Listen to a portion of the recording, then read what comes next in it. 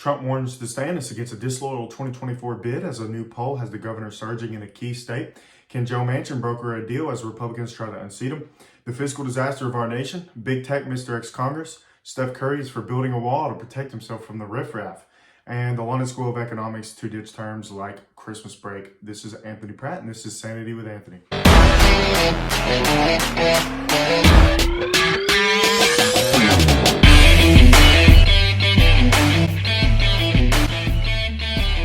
All right, from the Daily Wire, Trump warns DeSantis against a disloyal 2024 bid as the new poll has governors surging in a key state. Former President Trump warned Ron DeSantis over the weekend against launching a presidential primary challenge against him, saying such a move by the popular Florida governor would be very disloyal. A recent poll conducted by the University of New Hampshire has DeSantis leading Trump 42% to 30%. Among likely Republican voters in the all-important Granite State, no other potential Republican challengers are in double digits. The attack on DeSantis, who Trump again sought to brand raw and sanctimonious, that's funny, for Florida's COVID response was strained, given that Florida was one of the first states to reopen and DeSantis has been a fierce opponent of vaccine mandates and extended school closings. Ron DeSanctimonious did far worse than many other Republican governors, including that he unapologetically shut down Florida, Trump claimed in one social media post. So number one, some people are saying like Trump shouldn't do this, yada, yada, yada. We need more division. This is not bad, okay? He's his political opponent. So of course he's going to go after him in some way, form, shape, fashion. He's going to go after Trump. And that's actually good. You want to go after your political opponents. I don't know if anybody knows that, but just to clear that out of the way, you go after your political opponents. And him taking these actions is obviously Trump acknowledging that DeSantis is a threat to the Republican primary nomination. So, it's correct that. So, something that DeSantis has been branded as and something that has got him a long way in a lot of people's opinions is that DeSantis is Trump without all the downfalls. DeSantis has a lot more decor. He's a lot more politically elegant, smart, articulate, but he's also blunt sometimes. I feel like this comparison between him and Trump, so he's Trump without the bad policies. Now, Ron DeSantis didn't give himself that name. That name was branded on him. I think Ron DeSantis should divulge away from this a little bit. He should distance himself from that title because Trump is just going to say, and just like South Carolina senator said, I forgot his name, but he was saying that there is no Trump policies without Trump. He said, you couldn't do what I could get done, which is a very good way of convincing people to stay away from DeSantis. I prefer someone of the nature of DeSantis, personally. I like somebody who has a little more decor about them, a little more dignity. However, if there's a convincing case presented to me that Trump policies without Trump could not, that's impossible and that Trump is the only reason that happened, then I can be persuaded. Right now, I'm really liking DeSantis, but Trump has proven himself on a national level that he can run the economy great. He can get things done that Republicans like. Very active. So I like Trump. I like DeSantis. Right now, I'm going to stay in limbo. Right now. I don't know who I like. DeSantis hasn't even announced he's running. So also, Trump has been calling DeSantis a globalist, saying he participates in I forget what it's called, but he said he distanced himself from it because they work with China and they can't get away from China. So, number one, Trump goes and says, I put DeSantis there. He wouldn't have been governor without me, which may or may not be true. I think it is true. He's also saying he's a globalist. So then you're saying, okay, so you knowingly put a globalist into the governor's seat of Florida, which obviously discredits his statement. So we're going to move on. From the New York Times, can Joe Manchin broker a debt deal as Republicans try to unseat him? As Democrats unleashed relentless criticism against Speaker Kevin McCarthy last week, portraying him as a reckless politician willing to force the country into default and slash bedrock entitlement programs, one of their own spoke up in the top Republican defense. Senator Joe Manchin III of West Virginia. Mr. Manchin emerged from a one-on-one meeting with Mr. McCarthy on Wednesday, insisting that the House Republican leader had assured him that he would not demand cuts to Social Security and Medicare as a condition of raising the debt ceiling, and in fact was interested in a reasonable compromise. This is actually really good. I don't know if I'm for or against those cuts, but politically, if you say you're against those cuts, you're giving the Democrats a bat to hit you with. So you kind of gotta play the politics. You gotta say, yep, we're not going to cut these things, because this is kind of what the Democrats hang their hat on, and they're very imperfect and horrible. But hey, Kevin McCarthy's nature is to want to show some really good leadership, Mr. Manchin said in an interview.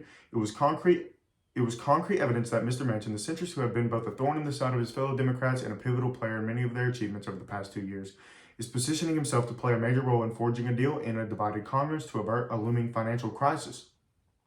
So a little background on Manchin. He is a very centrist Democrat, like they said, a thorn in their side, kind of like Mitt Romney for the Republicans. So he's playing both sides a little bit, because that's where his state actually is. His state's, he kind of swings with the pendulum. That's what he does. So the state is going a little more red politically, so he's going to go a little more red politically. He's just going to follow his state, the will of his people. So it's not bad. People sometimes criticize people for being just doing whatever the Republicans and the Democrats want. What else do you want out of your leader? Do you want your leader to stand for the values that they claim to stand for the people? Or do you want him to be his own man as soon as he gets in and not deliver on, the people's wants and needs? So I don't like those criticisms very much, but he's the perfect guy to broker this. He's very smart, politically positioning himself in a gray area like this. Hopefully something can get done as far as the debt ceiling. I'm going on to another article in a second just on the same exact subject. But Biden has been refusing to negotiate. He's really just trying to make the Republicans look bad, is what I'm assuming he's doing. He's trying to make them look like the guys who can't let the economy. They're harnessing the economy. They're tying it down to the debt ceiling. But really, he needs to just grow a pair and negotiate with the Republicans, because Republicans, they say they like to cut taxes, reduce government spending, but they haven't been really doing it lately. And this is a time to do it. And going right over to the Blaze, 24 senators signed a letter opposing debt ceiling increase absent spending form. So there's problems on both sides. Biden doesn't want to negotiate. Republicans haven't presented anything to cut.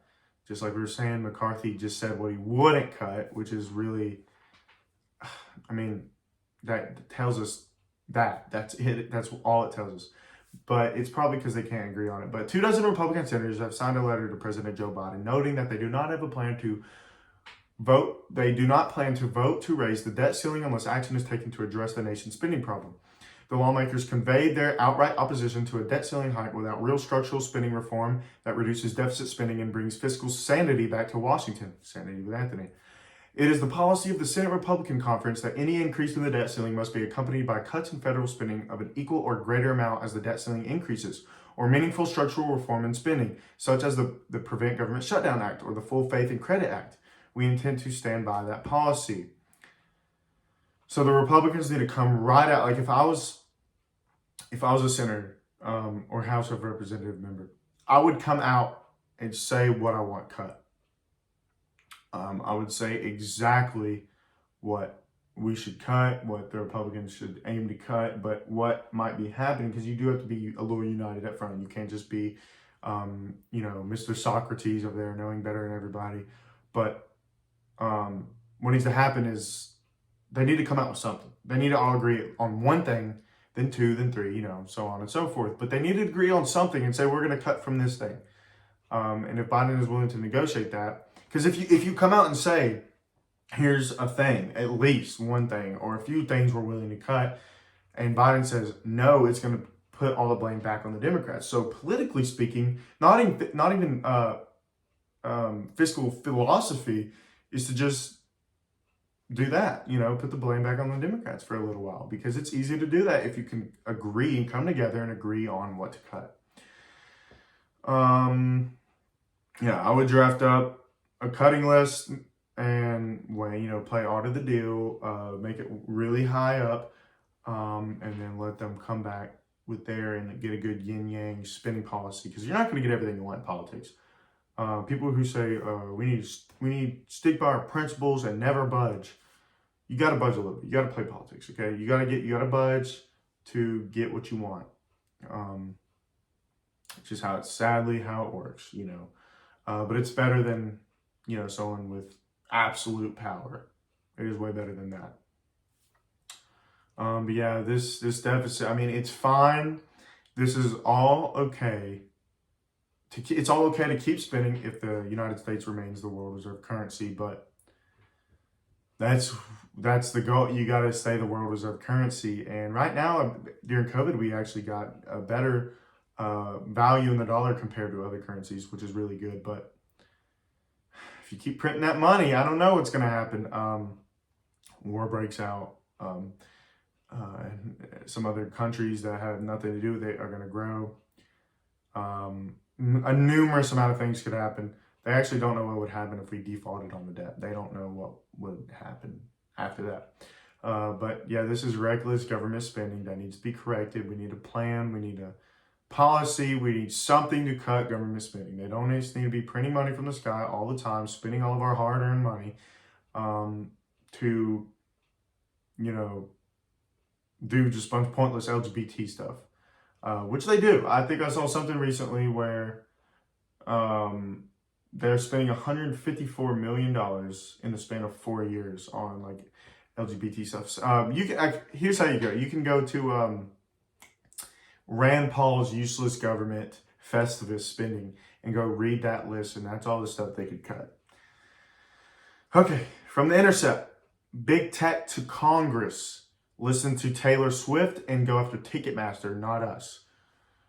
Silicon Valley dodged a hail of congressional bullets through the last several months of 2022. A suite of antitrust legislation threatened to puncture the industry's monopolistic business model. But the bills never left the upper chamber. The legislative package represented the most advanced legislative threat to big tech since the industry's birth.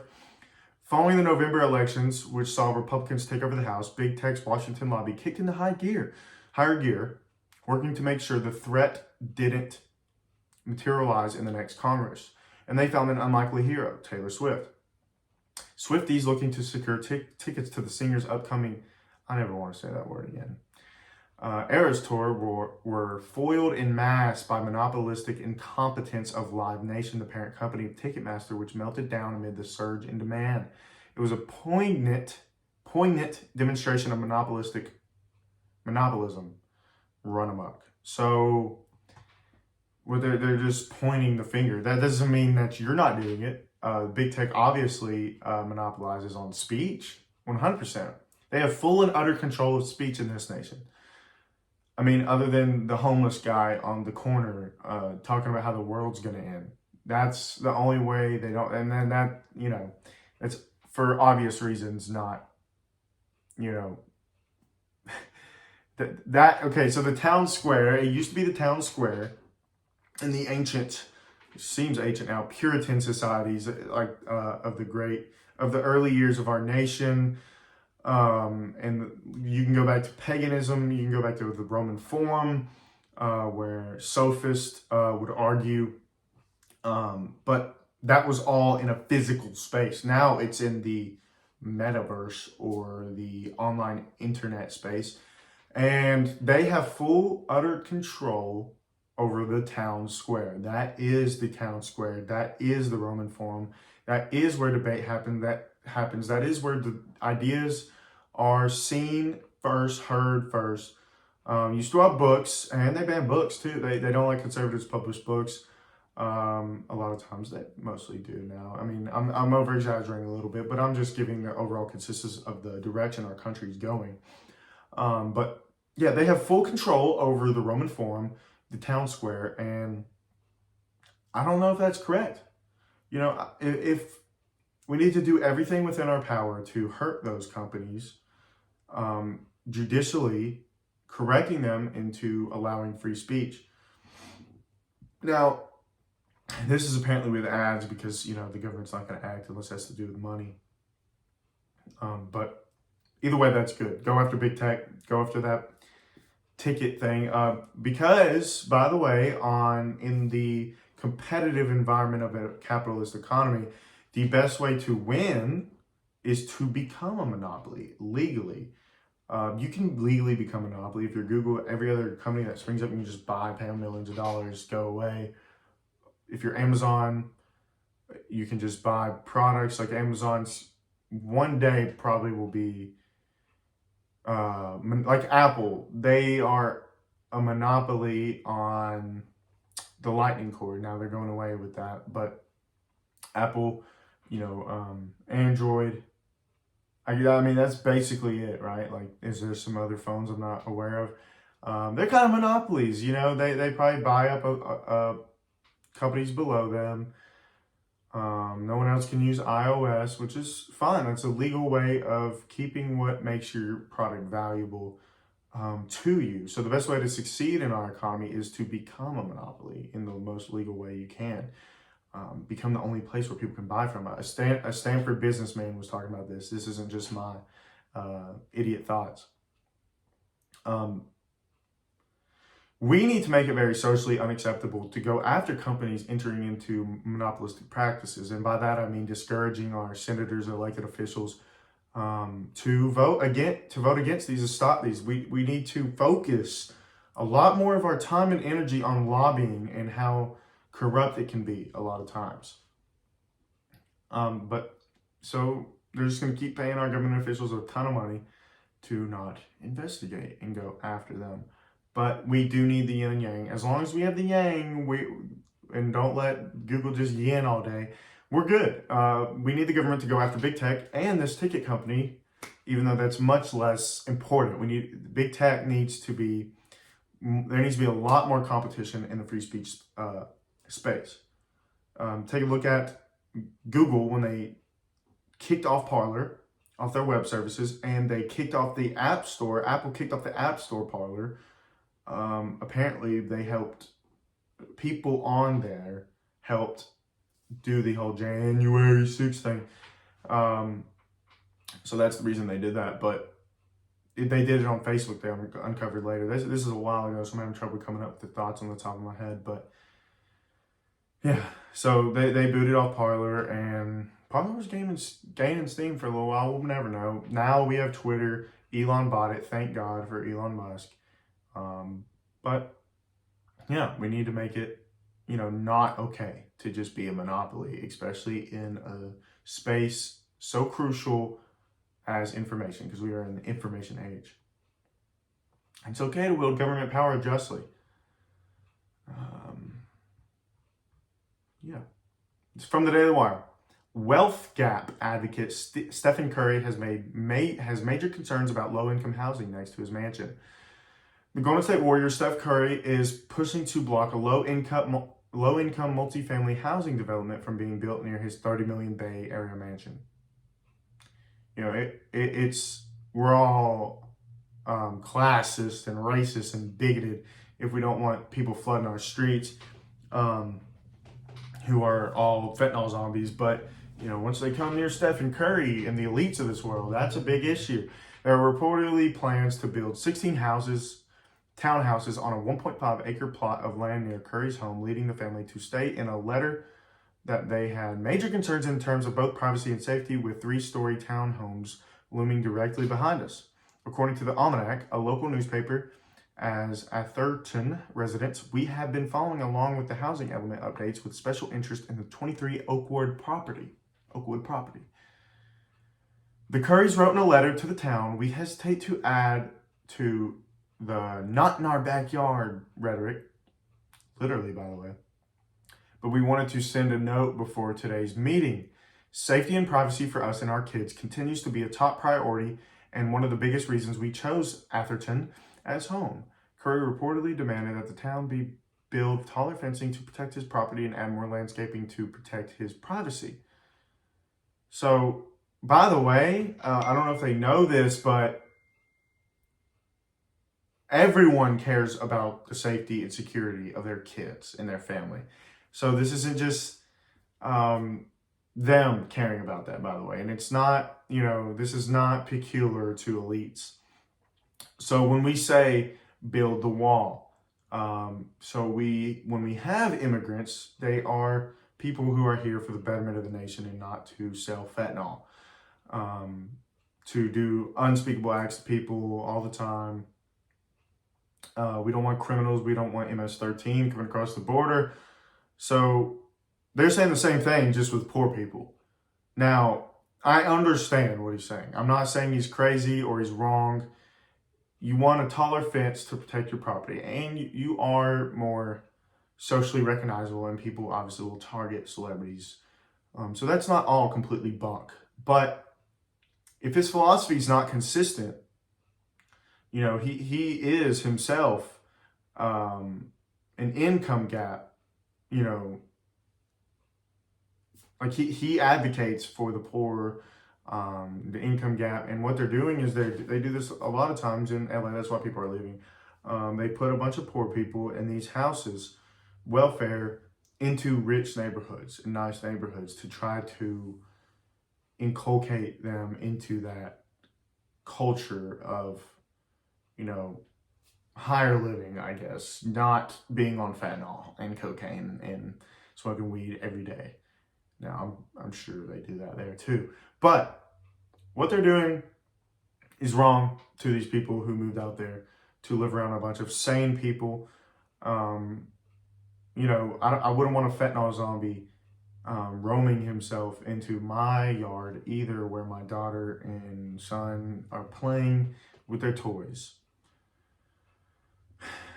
If people move in to a neighborhood, that's fine. But if you're doing this unnaturally, then that's wrong. You shouldn't do that to people. You shouldn't force people to live around a culture that they don't agree with. If you did that, so if you forced white suburban people to move into a black suburban or any kind of just basically mostly black neighborhood, to inculcate them into their culture, that would be seen. Oh my gosh, could you imagine? But it's only when it's in their backyard, just like the illegal immigrants. It's so horrible. We're going to leave the borders open. You treat them horrible. We want the immigrants. We want the American dreamers in our country. But then when Greg Abbott sends the illegal immigrants to Martha's Vineyard, they're like, get them out of here, get them out of here. They don't actually care. They want what's best for their family, just like everybody else, but they want to seem politically correct, just like everybody nowadays. And he's an elitist, so it's okay for him to say this, by the way. And I'll end this segment with privacy, protection, and safety for me, but not for thee. That is the attitude. I'm not saying that Steph Curry, I'm sure he didn't support the wall. I'm sure he didn't. Now, I may be wrong, and I'd be happy to be wrong. But, most people who live in LA, even though he's just a basketball player, are going to be not for Trump. Let's just go with that. So, I'm sure he wasn't, but now he's going to build a wall around his house, probably with or without state funds. And if the state does it for him, if California does it for him, then that's going to be something to watch. The double standards. From the Blaze, London School of Economics to ditch religious terms like Christmas break. Now, I'm not going to read the whole thing. That's all you need to know. If you take the religious out, it's secular, necessarily, to that idea of taking religion out. Now, I don't think you can actually do that. I think no matter what, you will have a religion. And if it's secular, and the religion that follows secularism is materialism. And I predict, sorrowfully, the secularization, sorry, I can't pronounce that word, of our society will be our downfall. People need meaning, and when people pursue axiomatic meaning in materialism, we get the Tower of Babels from utopian ideas like Marxism. So if you don't have God, then your ultimate ambitions are going to be towards power, materialism, money, that kind of goes with it. Utopian pleasure. So just pleasure, power, money. That's about it. That's about all you need. All those at the same time, usually. That's when you get that's when you get Marxism. We're going to create the perfect society where everyone can just paint and philosophize all day. Now, I do want to philosophize all day, but I understand that's not pragmatic. Nowadays, hey, if you guys blow up this video. But, yeah, and it doesn't work either. That's an important thing to note. And Marxism, by the way, people say there's nothing that's killed more people than religion on this earth. That's false. Okay, secularism, as PragerU's doing something on it right now with the master's program, has killed 100 million people. Now, this is a slippery slope argument, but it is worth looking at. When all the tragic societies of this world pursue their form of the embodiment of the Tower of Babel, they go after religion because religious people don't bend their knee to the state or the archetypal power in general. So here's an example. The midwives in Exodus, they didn't kill their sons when the Pharaoh ordered them to. He told them to kill your sons, or at least the firstborn son. And they didn't do it. They resisted it. They did not do it. And guess what? So the ultimate power from their perspective was telling them to do something. Now, the reason they defied that is because they had an even more ultimate power, God. They had God. They had ethics, morals, and the like. Now, when people stop bending their knee to God in a society, they're going to bend their knee to something. And that something is power. And that power unrestricted by religion, any ethics, morals, is tyranny, is pure will. They want their will to be absolute. And that tyranny has led to that secularism has been pushed to the tune of 100 million deaths. So that's what this is. We don't want secularism in our culture. We need to resist this. But also, here's another thing. The emperor's goal is to make them more receptive to the physical Egyptian men, literally, and culturally more feminine. To the pagan Egyptian worldview, which is just like ours. They just call it secularism, but really it's climate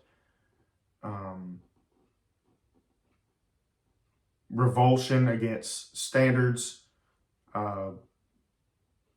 so many other things that I can't name off the top of my head. Just take the leftist worldview and each one separate into a god. That's what ancient Egypt was. But same thing with Romans, except they were actually virtuous, so they had that. But yes, so they try to inculcate them into their cultures. Now, if you feminize men, if you just feminize a people in general, they're going to be more receptive, necessarily. So when they're more receptive, they're going to be inculcated into the culture. So we are being inculcated into the culture of secularism at this moment. Hedonism, money, power, chopping off body parts, they, them. I mean, that's the culture of secularism. No one can deny that. So this will produce disaster. So if we don't resist this behavior, we will live in a disastrous society. Thankfully, thank God, we have the Constitution, which is very, very bold in its words, and it's a structure that you can't, unless tyranny happens, you can't deny it, which people will call for tyranny to happen if we let our culture be sucked into the paganism of secularism. So so what we need to do today: revolt against secularization, promote traditional values, marriage, church on Sunday, or synagogue on Saturday, or mosque on whenever they go. I didn't mean that disrespectfully, by the way. And denial of this, polygamous, Just sleep with whoever. Women's empowerment, by the way, doesn't empower them, because the more men you sleep with as a woman makes you less valuable. Ask any man if they would rather have a woman with more or less bodies. Ask any of them. So that's what we need to do. Promote traditional Western family structures, culture, and revolt against this. Say it's not okay. That's not, you can't be neutral. Secularization is inherently not neutral. You're saying, let's be secular. No, we all have to live and participate in this culture. We don't want secularization. We want religion. So this is going to be a hard battle fight. Hopefully we don't end up in defeat. So what you should do today is promote your values, promote truth, stand by truth. Don't sacrifice your conscience to secularism. And have a great day. God bless. This was Sanity with Anthony from Anthony Prince.